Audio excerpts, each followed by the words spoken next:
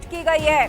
मौलाना साजिद रशीदी, जिन्होंने हाल ही में डिंपल यादव को लेकर बयान दिया था और खराब शब्दों का इस्तेमाल किया था।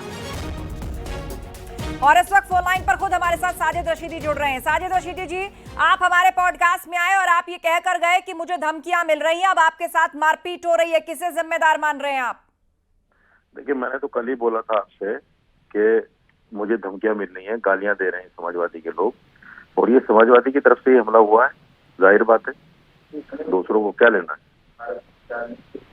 आप ये इतनी कॉन्फिडेंटली कैसे कह सकते हैं कि समाजवादियों की तरफ से हमला हुआ है? आप पूरी परिस्थिति बताइए कि क्या हो रहा था और किस तरह आपके साथ ये बदसलूकी हुई। देखिए, मुझे परसों से बराबर फोन पे समाजवादी के ब्लॉक अध्यक्ष और जिला अध्यक्ष और महासचिव और फला सचिव ये सब फोन कर रहे थे, गालियां दे रहे थे।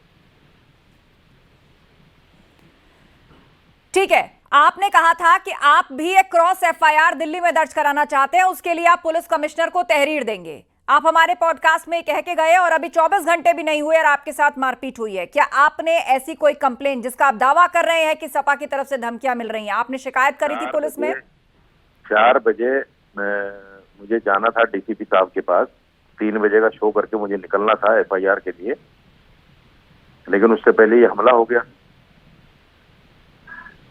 आप लगातार कह रहे थे कि आपके परिवार को, आपकी बेटी को निशाना बनाए जाने की धमकी है, आपके साथ मारपीट किए जाने की धमकी है, लेकिन उसके बावजूद भी रशीदी साहब इतने घंटे बीत गए, ये तो प्रायोरिटी होनी चाहिए ना पुलिस में जाकर शिकायत करना। आप किसी मीडिया चैनल के मंच पर चले गए अपनी बात रखने के लिए, जहां आपके साथ बदसलूकी हुई। मैं कल से ही कह रहा हूँ, मैंने डीसीपी दिल्ली सेंट्रल को रात ही मैंने ये एफआईआर भेज दी थी, ऑनलाइन मेल कर दिया था, लेकिन कोई संज्ञान नहीं लिया गया।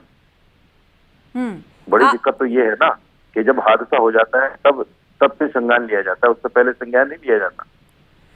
आप जिसे हादसा कह रहे हैं, देखिए लोकतंत्र है, किसी को किसी के तरह मारपीट करने की या कानून को हाथ में लेने की इजाजत नहीं है, लेकिन आप एक टीवी के शो पर गए, आप उससे पहले मुझे भी इंटरव्यू देके गए और आप मुखर रूप से कहकर गए कि मैं तो शब्दों पर बना हुआ हूं, मैंने जो कहा सही कहा। अब ये जनता की नाराजगी, एक महिला सांसद को लेकर आपने जिस तरह की टिप्पणी की, जिस तरह के शब्दों का इस्तेमाल किया, उन्होंने इस तरह गुस्सा दिखाया आपके ऊपर। नहीं, जनता की नहीं है, समाजवादी की मिलीभगत है, जनता की नहीं है। जनता का क्या मतलब है इसमें? जो तस्वीरें दर्शक देख रहे हैं उसमें दिख रहा है कि 3 लोग हैं, तीनों ने सफेद शर्ट पहनी हुई है और वो आप पर थप्पड़ बरसा रहे हैं। कौन है ये कार्यकर्ता? वो कार्यकर्ता है समाजवादी पार्टी के। ये आप कैसे कह सकते हैं कि ये सपा कार्यकर्ता हैं? क्या उन्होंने ऐसा आपको बताया? भाई, दूसरे को क्या पड़ी है? दूसरे को क्या पड़ी है?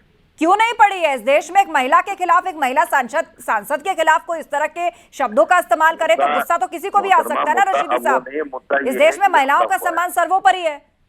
देखो, महिला जो बात हुई उसका वो मुद्दा नहीं, मुद्दा ये कि हमला हुआ है।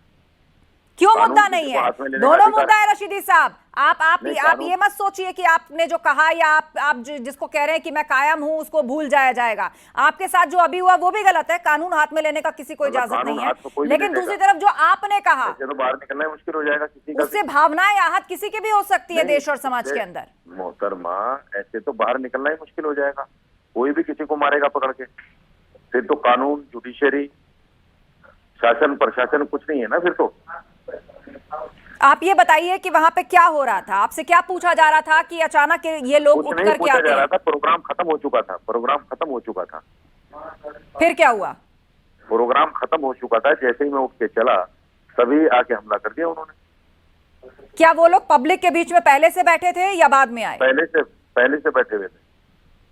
क्या आपने संबंधित न्यूज चैनल से इस बारे में पूछना चाहा कि ये कौन लोग थे और क्यों आए थे और क्या यही मंशा लेकर आए थे? बुला रखा था उनको, न्यूज नेशन ने ही बुलाया हुआ था उनको।